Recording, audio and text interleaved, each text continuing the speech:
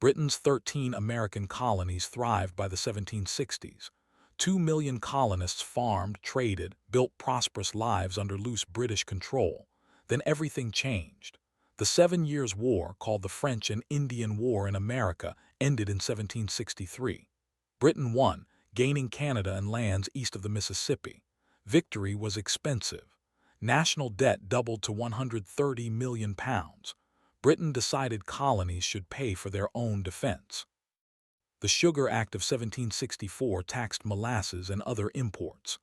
The Stamp Act of 1765 required tax stamps on newspapers, legal documents, playing cards, dice. Colonists erupted in rage. No taxation without representation became the rallying cry. Americans had no representatives in Parliament. How could Parliament tax them? Britain argued colonists had virtual representation. Parliament represented all British subjects. Americans rejected this fiction. Protests turned violent. In Boston, the Sons of Liberty terrorized stamp collectors. They burned effigies, destroyed homes, tarred and feathered officials. Lieutenant Governor Thomas Hutchinson's house was demolished, his rare book collection destroyed. No one dared enforce the Stamp Act. British authority collapsed in the face of coordinated resistance. Parliament repealed the Stamp Act in 1766, but passed the Declaratory Act asserting absolute authority over the colonies in all cases whatsoever. The threat remained. In 1767, the Townshend Acts taxed glass, lead, paint, paper, and tea. Again, colonists resisted. Merchants organized boycotts. Women spun homespun cloth rather than buy British textiles. Non-importation agreements united the colonies in economic warfare. Britain sent troops to Boston in 1768 to enforce order. Redcoats patrolled streets. Tensions simmered. On March 5, 1770, a mob harassed soldiers guarding the custom house. They threw snowballs, ice, oyster shells, clubs. Someone yelled, "Fire!" Soldiers shot into the crowd. 5 colonists died, including Crispus Attucks, a sailor of African and Native American descent. The Boston Massacre became propaganda gold. Paul Revere's engraving showed soldiers massacring peaceful citizens. Inaccurate but effective. Parliament repealed most townshend duties but kept the tea tax to assert principle. For 3 years, uneasy peace held. Then the Tea Act of 1773 gave the British East India Company monopoly on tea sales in America. The tea was actually cheaper, but colonists saw a trick. Accept cheap tea, accept Parliament's right to tax.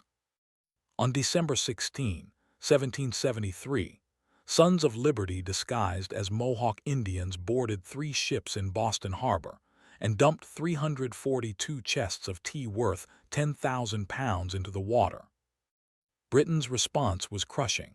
The coercive acts, Americans called them intolerable acts, closed Boston Harbor until the tea was paid for, revoked Massachusetts's charter, allowed British officials accused of crimes to be tried in Britain, and forced colonists to house soldiers. Massachusetts was being punished collectively. General Thomas Gage became military governor. 4,000 troops occupied Boston. The First Continental Congress met in Philadelphia in September 1774. 12 colonies sent delegates. Georgia abstained. They weren't revolutionaries yet. They petitioned King George III for relief, declared loyalty to the crown, but demanded rights as Englishmen. They also organized the Continental Association to enforce boycotts. Local committees monitored compliance, intimidating violators. Extralegal government was forming. Massachusetts militias stockpiled weapons. Gage learned of a cache in Concord and sent 700 troops to seize it on April 18, 1775. Paul Revere and William Dawes rode ahead warning, "The regulars are coming out." At Lexington Green before dawn on April 19, 70 militiamen faced British troops. Someone fired, history doesn't know who. 8 Americans died. The British marched to Concord, destroyed some supplies, then retreated. Militiamen swarmed from every town. They fired from behind walls, trees, buildings. British casualties mounted, 73 dead, 174 wounded, 53 missing. Only reinforcements from Boston saved the column from annihilation. The revolution had begun. Militiamen besieged Boston. 15,000 Americans surrounded 6,500 British troops. The Second Continental Congress convened in May 1775 and appointed George Washington commander of the Continental Army. Washington was a Virginia planter, French and Indian War veteran, and one of the few men with military experience all colonies respected. He arrived at Boston in July to find not an army but an armed mob, undisciplined, poorly supplied, without uniforms or training. On June 17, 1775, before Washington arrived, the Battle of Bunker Hill bloodied the British. Americans fortified Breed's Hill overlooking Boston. British General William Howe sent 2,400 troops in frontal assault up the slope. Americans waited until British were 50 yards away, then fired devastating volleys. Redcoats retreated twice, reformed, attacked again. British took the hill. Americans ran out of ammunition, but suffered 1,054 casualties, 40% of their force. American losses were 450. The British won the battle but learned Americans would fight. Congress still hoped for reconciliation.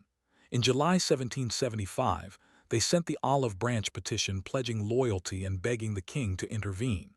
George III refused to receive it. Instead, he declared the colonies in rebellion in August 1775. There would be no compromise. The British hired 30,000 German mercenaries, called Hessians, to crush the rebellion. War was total. Thomas Paine's Common Sense appeared in January 1776. This 47-page pamphlet demolished arguments for reconciliation. Paine attacked monarchy itself as absurd. Why should birth determine who rules? He argued America's destiny was independence, not remaining Britain's subordinate. Common Sense sold 150,000 copies in 3 months, reaching 20% of the colonial population. It made independence thinkable. On July 2, 1776, Congress voted for independence. 2 days later, they adopted the Declaration of Independence, written primarily by Thomas Jefferson. We hold these truths to be self-evident, that all men are created equal, that they are endowed by their Creator with certain unalienable rights, that among these are life, liberty, and the pursuit of happiness. The document justified revolution, listing 27 grievances against George III. It transformed rebellion into a war for universal principles. The United States of America was born. Washington's military situation was desperate. British General Howe landed 32,000 troops on Long Island in August 1776, the largest amphibious assault until D-Day. Washington had 19,000 poorly trained soldiers.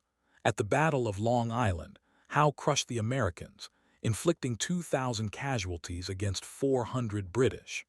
Washington evacuated Manhattan, retreated across New Jersey, crossed into Pennsylvania. His army was disintegrating. Enlistments were expiring, men deserted. Morale collapsed, the revolution seemed finished. Washington gambled everything on December 25, 1776. He crossed the ice-choked Delaware River with 2,400 men and attacked the Hessian garrison at Trenton at dawn on December 26. Complete surprise. Americans captured 900 Hessians, killed 22, suffered only 5 casualties.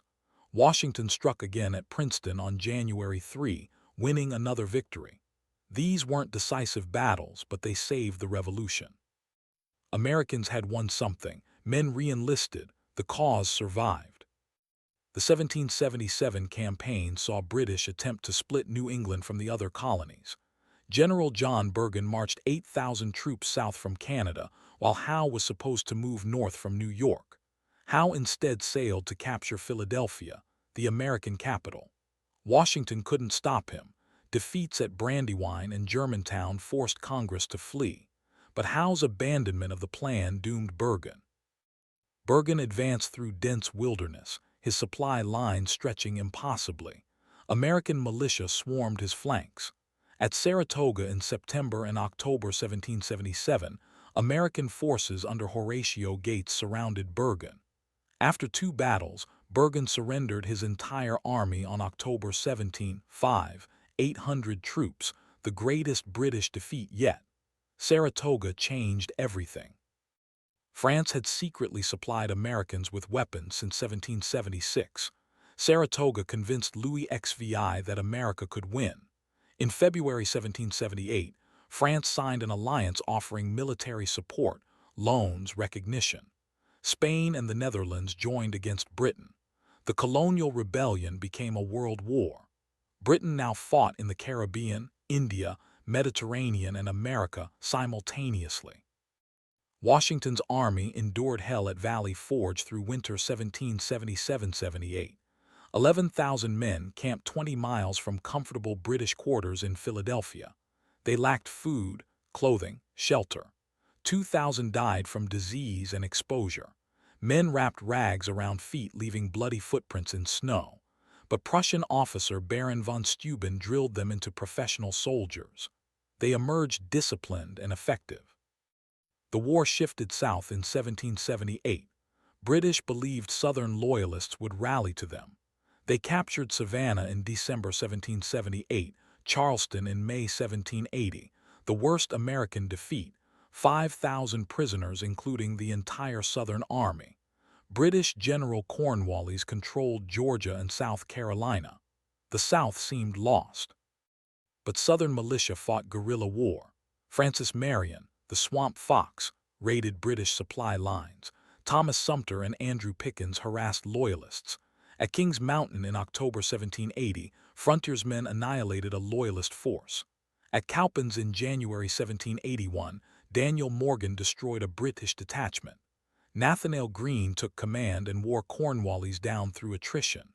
Greene lost battles but won the campaign, forcing Cornwallis north. Cornwallis marched into Virginia in 1781, fortifying Yorktown on the coast to maintain supplies by sea.